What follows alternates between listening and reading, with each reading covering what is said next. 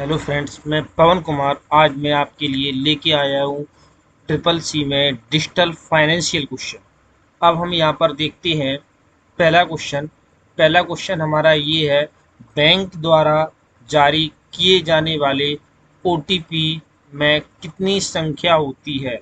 तो ओटीपी में हमारी 6 संख्या होती है, लेकिन ध्यान में रखना एसबीआई जो अब आपको ओटीपी सेंड करती है तो उसमें आपकी 8 डिजिट होती है।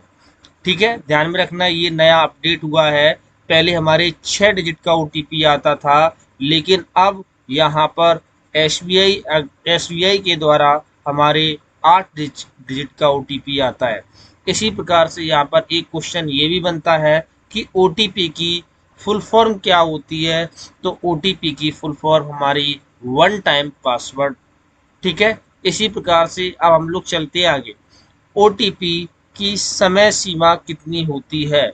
तो ओटीपी की समय सीमा 10 मिनट होती है। अगर बैंक के द्वारा देखी जाए तो वहां पर आपको 1 मिनट का समय मिलता है। इसी प्रकार से ओटीपी कहाँ से प्राप्त होता है। तो ओटीपी हमें पंजीकृत मोबाइल नंबर से प्राप्त होता है, या फिर हमारी जो ईमेल रजिस्टर्ड होती है उससे प्राप्त होता है। तो हम लोग यहाँ पर देख सकते हैं इसका आंसर क्या होगा, बी। अब हम आगे चलते हैं।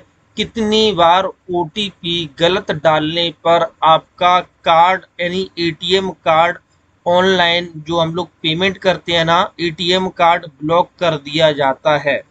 तो 3 से अधिक बार अगर हम ओटीपी मतलब अपना पासवर्ड गलत डालेंगे, ठीक है, तो वहां पर क्या होगा, आपका एटीएम ब्लॉक कर दिया जाएगा। क्वेश्चन एक बार फिर से देखिए, कितने बार ओटीपी डालने पर कार्ड को ऑनलाइन पेमेंट के लिए ब्लॉक कर दिया जाता है। अगर जो ओटीपी आता है हमारे पास और उस ओटीपी को हम लोग क्या करते हैं, जो डालते हैं, तो हमारा कार्ड क्या कर दिया जाएगा, ब्लॉक कर दिया जाता है।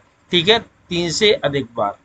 इसी प्रकार से हम लोग आगे चलते हैं। ओटीपी को कितने बार भेजने के लिए अनुरोध कर सकते हैं। जैसे कि हम लोग रिसेंट ओटीपी करते हैं, जब हमारे पास ऑप्शन आता है तो हम लोग 5 बार, है ना, कितने बार, 5 बार। इसी प्रकार से हम लोग चलते हैं आगे। यहाँ पर क्वेश्चन आ रहा है क्यू आर। पहले तो हम यहाँ पर जान लेते हैं क्यू आर की फुल फॉर्म क्या होती है। Quick response code. ये हमारा क्वेश्चन बहुत ही ज़्यादा पूछा जाता है। अब इसी में ही हम यहाँ पर देख सकते हैं कि जो हमारा क्यू आर कोड होता है, ठीक है, वो किसके द्वारा विकसित किया गया। तो क्यू आर कोड हमारा डेंसो वेब के द्वारा विकसित किया गया। और कब किया गया, 1994 में किया गया। ठीक है, इसी प्रकार से हम लोग चलते हैं। क्यू आर कोड में कितने नंबर संग्रहित किए जा सकते हैं। तो क्यू आर में हमारे जो है, जो नंबरों की संख्या होती है वो हमारी कितनी होती है, 7089, यानी 7089। कितना, 7089। जो हमारा क्यू आर कोड होता है ना, उसमें हम लोग कितने नंबर संग्रहित कर सकते हैं, 7089। इसी प्रकार से हम लोग आगे चलते हैं। आगे अपना क्वेश्चन आ रहा है, क्यू आर में कितने अल्फा करेक्टर संग्रहित किए जा सकते हैं। तो क्यू आर में हमारे अल्फा करेक्टर 4296 यानी 4289, 4296 तक हम लोग अल्फा करेक्टर उसमें संग्रहित कर सकते हैं। इसी प्रकार से अगर क्यू आर की बात की जाए तो क्यू आर, हाँ, एक क्वेश्चन और बनता है कि क्यू आर हमारा 2D होता है। तो ध्यान में रखना, क्यू आर हमारा कैसा होता है, 2D होता है। अब यहीं से एक क्वेश्चन और आता है क्यू आर से पूछा जाएगा कि क्यू आर का उपयोग हम लोग क्यों करते हैं। तो क्यू आर का उपयोग हम लोग क्विक ट्रांसफर यानी जल्द से जल्द ट्रांसफर करने के लिए हम लोग करते हैं। ठीक है, इसी प्रकार से हम लोग आगे चलते हैं, आगे देखते हैं आरटीजीएस। तो आरटीजीएस की पहले तो फुल फॉर्म आप यहाँ पर देख लीजिए, रियल टाइम ग्रॉस सेटलमेंट। अब यहाँ पर क्या है, आरटीजीएस में यूटीआर यूटीआर संख्या की कितनी लंबाई होती है? तो यूटीआर में हमारे 22 संख्याएं होती हैं। इसको थोड़ा सा ध्यान में रखना। ये ट्रिपल सी में आपका काफ़ी ज़्यादा बार पूछा गया है। क्वेश्चन नंबर 8, ठीक है। इसका लिंक मैं आपको डिस्क्रिप्शन में दे दूंगा। इसी प्रकार से हम लोग चलते हैं आगे। यूपीआई, यूपीआई की full form unified payments interface, ये भी हमारी फुल फॉर्म ट्रिपल सी के एग्जाम में काफ़ी बार पूछी गई है। यूपीआई किसके द्वारा विकसित किया गया? तो यूपीआई हमारा एनपीसीआई यानी national payment corporation of India, और ये कब विकसित किया गया? 2008 को विकसित किया गया। क्वेश्चन आ सकता है कि एनपीसीआई कब आया? तो एनपीसीआई हमारा 2008 में आया, और इसकी फुल फॉर्म आप ध्यान में रखना, national payments corporation of India. इसी प्रकार से हम लोग आगे चलते हैं, आगे देखते हैं नेफ्ट, है ना। तो फुल फॉर्म भाई आपके सामने है, national electronic fund transfer. NEFT प्रयोग करने की समय सीमा क्या है? तो नेफ्ट जो हम लोग पैसे ट्रांसफर करते हैं तो उसकी समय सीमा हमारी 7 दिन है ना, यानी 24 × 7 हम लोग किसी भी टाइम हम लोग नेफ्ट कर सकते हैं पैसे। अब हम आगे चलते हैं, आगे आपके पास क्वेश्चन आ जाता है, आईएफएससी कोड कितने डिजिट का होता है या फिर कितने अंकों का होता है? तो आईएफएससी कोड हमारा 11 डिजिट का होता है। अब यहाँ से हम देखेंगे आईएफएससी कोड से आपके कई क्वेश्चन बनते हैं, उन क्वेश्चन को हम क्लियर करेंगे और नोट करेंगे। तो देखिएगा भाई, यहाँ पर आईएफएससी कोड ये आ रहा है। तो ये हमारा क्या है, किसी भी बैंक का अगर आपका आईएफएससी कोड होता है तो वो आपका कितने अंक का होगा? तो आप यहाँ पर देख सकते हैं कि हमारे कितने अंक का है, 11 अंक का। अब क्वेश्चन हमारा ये पूछा जाता है कि आईएफएससी कोड में हमारे अल्फ़ा करैक्टर कितने होते हैं? तो हमारे अल्फ़ा करैक्टर कितने होंगे, आप यहाँ पर ध्यान में रखेंगे। अल्फ़ा करैक्टर हमारे कितने होते हैं? 4। इसी प्रकार से अगला क्वेश्चन पूछा जाता है कि आईएफएससी कोड में 5वां अंक कौन सा होता है? तो आईएफएससी कोड में हमारा 5वां अंक ध्यान में रखना 0 होता है। ये क्वेश्चन बहुत इंपॉर्टेंट है, काफ़ी बार पूछा गया है। इसी प्रकार से फिर हम लोग चलते हैं आगे। अब यहाँ पर नंबरों की संख्या पूछ ली जाती है कि आईएफएससी कोड में हमारे, ठीक है, जो पीछे के 6 अंक होते हैं वो किसको दर्शाता है? तो ये हमारी बैंक की शाखा को दर्शाता है, ठीक है। ये हमारी बैंक की शाखा को दर्शाता है, और स्टार्टिंग के अक्षर जो हमें दर्शाता है वो बैंक को, ठीक है। इसी प्रकार से अगर यहाँ पर देखते हैं, इसमें आपके करैक्टर कितने आ रहे हैं न्यूमेरिक, देखिए यहाँ पे काउंट कर लीजिए, 1 2 3 4 5 6 7। तो क्वेश्चन हमारा ये भी जैसे कि बन सकता है कि आईएफएससी कोड में हमारे नंबर कितने होते हैं? तो नंबरों की संख्या हमारी कितनी होती है? 7। और अल्फ़ाबेट की संख्या कितनी होती है? 4, ठीक है। तो ध्यान में रखना, अल्फ़ा कितने होती हैं? 4। 5वां अंक कौन सा होता है? 0। ये क्वेश्चन बहुत ज़्यादा पूछा जाता है कि आईएफएससी कोड में 5वां अंक कौन सा होता है? तो 5वां अंक ध्यान में रखना, 5वां अंक हमारा कौन सा होता है? 0, ठीक है। और आईएफएससी कोड में आपके कितने डिजिट होते हैं? तो आईएफएससी कोड में आपके 11 डिजिट होते हैं, जिसमें कि आपके 7 न्यूमेरिक होते हैं, 4 अल्फ़ाबेट होते हैं। अब चलिए हम लोग चलते हैं अपने अगले क्वेश्चन पर, यहाँ पर आ जाते हैं। यहाँ पर मैंने थोड़ा डिटेल में दे भी रखा है कि स्टार्टिंग के जो 4 वर्ड होते हैं, यहाँ पर देख सकते हैं, वो बैंक के नाम को दर्शाते हैं। 5वां अंक हमारा 0 होता है, और 6 अंक जो होते हैं वो बैंक की शाखा को दर्शाते हैं, ठीक है। बहुत इंपॉर्टेंट क्वेश्चन है, यहाँ से हमारे 2-3 क्वेश्चन बन जाते हैं, ध्यान में रखना। 5वां अंक 0, ठीक है। इसी प्रकार से हम लोग चलते हैं आरटीजीएस। आरटीजीएस के अंतर्गत अधिकतम कितनी राशि भेज सकते हैं? तो आरटीजीएस के लिए हम लोग यहाँ पर ध्यान में रखेंगे, आरटीजीएस का अगर लेन देन करते हैं तो कम से कम आपको 2 लाख रुपए सेंड करने पड़ेंगे, और मैक्सिमम रुपए ट्रांसफर करने की कोई सीमा नहीं है। मिनिमम कम से कम 2 लाख, लेकिन मैक्सिमम कितना? कोई लिमिट नहीं, अनलिमिटेड, जितना चाहे आप उतना नेफ्ट बुक कर सकते हैं। ठीक है, तो यहाँ पर देख सकते हैं आरटीजीएस की जो मिनिमम होती है, मिनिमम कम से कम 2 लाख, और मैक्सिमम कोई लिमिट नहीं, कोई सीमा नहीं होती है। अब एटीएम का आविष्कार किसने किया? तो एटीएम का आविष्कार यहाँ पर आप देख सकते हैं, जैसे कि कुछ लोगों को हिंदी में पढ़ने, इंग्लिश में पढ़ने में प्रॉब्लम होती है, तो यहाँ पर देख सकते हैं जॉन एंड्रियन शेफर्ड वेरोन ने किया। और ये कब किया था? 1967 में। कब किया था? 1967 में किया था। तो इसी प्रकार से हम लोग आगे चलते हैं, यहाँ पर देख सकते हैं अगला आ रहा है यूपीआई। यूपीआई की फुल फॉर्म आपको याद हो गई होगी, यहाँ पर आपका काफ़ी बार आ रहा है, रिपीट हो रहा है यूपीआई। यूपीआई द्वारा भुगतान करने का समय सीमा क्या है? तो जो यूपीआई होता है, यूपीआई के द्वारा हम लोग जो पैसा ट्रांसफ़र करते हैं उसका कोई समय सीमा नहीं होता है। हम लोग उसे यूपीआई के द्वारा 24 घंटे पैसे ट्रांसफ़र कर सकते हैं, यानी 24 × 7, इसकी कोई टाइमिंग लिमिट नहीं है। ठीक है, अब यहाँ पर चलते हैं यूपीआई से, फिर क्वेश्चन आ जाता है, आगे मिलेगा आपको नेफ्ट। नेफ्ट की शुरुआत कब हुई? तो यहाँ पर इसकी फुल फॉर्म भी देख लेना, नेशनल इलेक्ट्रॉनिक फंड ट्रांसफ़र। तो इसकी शुरुआत हमारी कब हुई?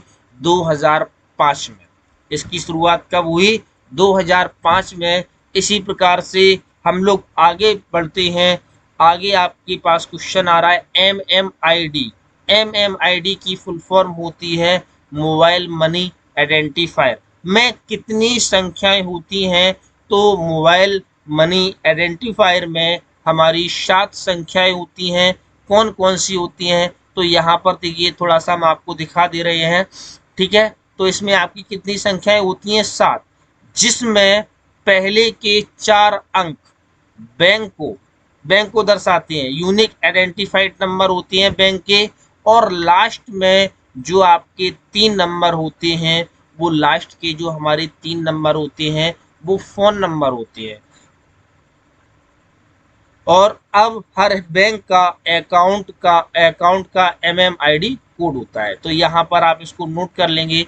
ठीक है, मोबाइल मनी आइडेंटिफायर में आपके 7 नंबर होते हैं, जिसमें कि पहले 4 अंक यूनिफाइड आइडेंटिफिकेशन नंबर होते हैं, और लास्ट में 3 अंक आपके फ़ोन नंबर के होते हैं। अब हर बैंक अकाउंट का ही एमएमआईडी कोड होता है। इसी प्रकार से हम लोग आगे चलते हैं, यहाँ पर यूपीआई से क्वेश्चन आ रहा है। यूपीआई की full form unified payments interface के माध्यम से फंड ट्रांसफ़र करने की मैक्सिमम लिमिट क्या है?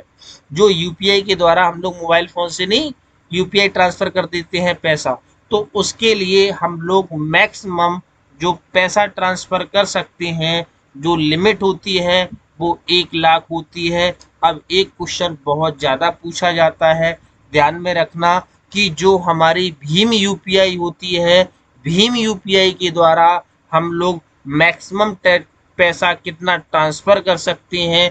तो भीम यूपीआई के द्वारा हम लोग 40,000, ठीक है, उसमें कितना? 40,000 रुपये तक पैसा ट्रांसफ़र कर सकते हैं।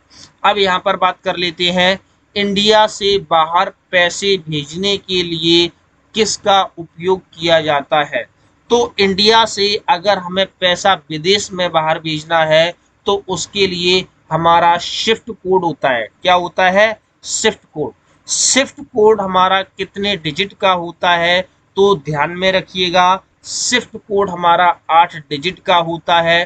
ठीक है, शिफ्ट कोड कितने डिजिट का होता है? 8 डिजिट का होता है। अब यहाँ से एक क्वेश्चन फिर से आता है जो कि ट्रिपल सी के एग्जाम में काफ़ी बार पूछा गया है कि इंडिया से पैसा बाहर भेजने के लिए अपने भारत में कुल कितनी बैंकें हैं। तो इंडिया से पैसा बाहर भेजने के लिए हमारी कुल 107 बैंकें हैं। कितनी बैंकें हैं? 107, 107। नोट कर लीजिएगा, ये बहुत इंपॉर्टेंट क्वेश्चन है। फुल फॉर्म आपके पास लिखी हुई है, society for world wide inter bank financial inter telecom, है ना। इसी प्रकार से हम लोग चलते हैं, टेलीकम्युनिकेशन है, ठीक है। आगे चलते हैं, आगे आपके पास ऑप्शन आ रहा है आरटीजीएस की शुरुआत कब हुई। तो आरटीजीएस की शुरुआत हमारी 2004 में हुई, ठीक है। फुल फॉर्म आपके सामने है, रियल टाइम ग्रॉस सेटलमेंट।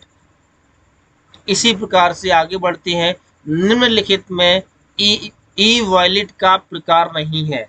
तो पहले तो हम जान लेते हैं कि ई वॉलेट हमारे कितने प्रकार की होती हैं। तो ई वॉलेट हमारे 3 प्रकार की होती हैं। कितने प्रकार की होती हैं? 3। कौन कौन से? Close wallet, semi close wallet, open wallet. तो यहाँ पर अब आपको क्वेश्चन समझ में आ गया होगा, निम्नलिखित में ई वॉलेट का प्रकार नहीं है। तो ई वॉलेट का प्रकार नहीं है, देखिए हमारा क्लोज वॉलेट हो गया, सेमी क्लोज वॉलेट हो गया, ओपन वॉलेट हो गया, लेकिन मर्चेंट वॉलेट नहीं होता है, ध्यान में रखेंगे।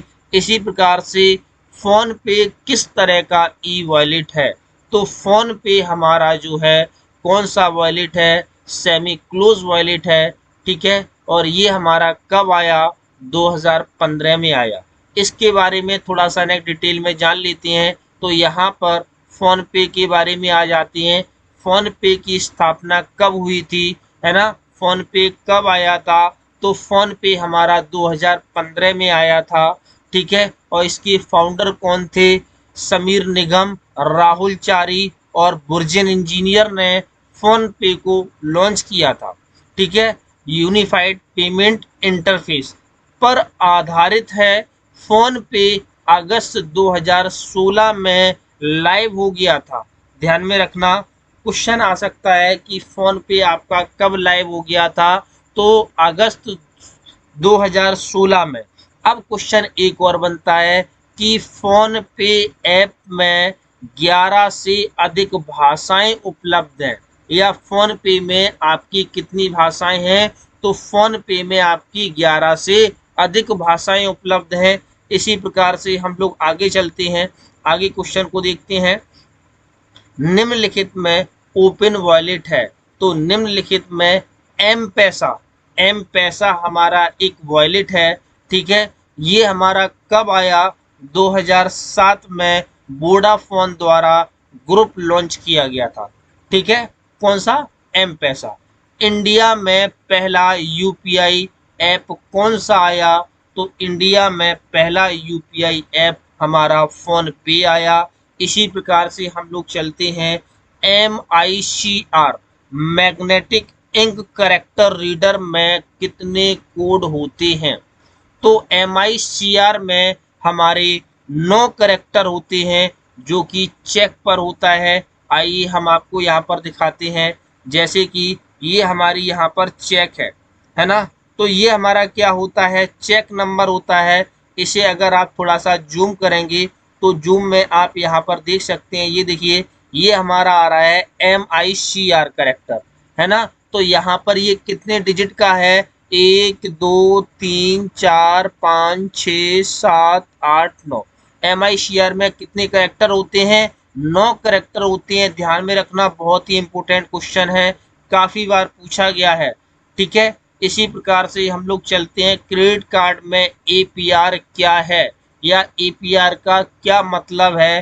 तो APR का मतलब होता है एनुअल परसेंटेज रेट, यानी वार्षिक ब्याज दर, है ना। हिंदी में आपको ये भी मिल सकता है कि APR क्या है?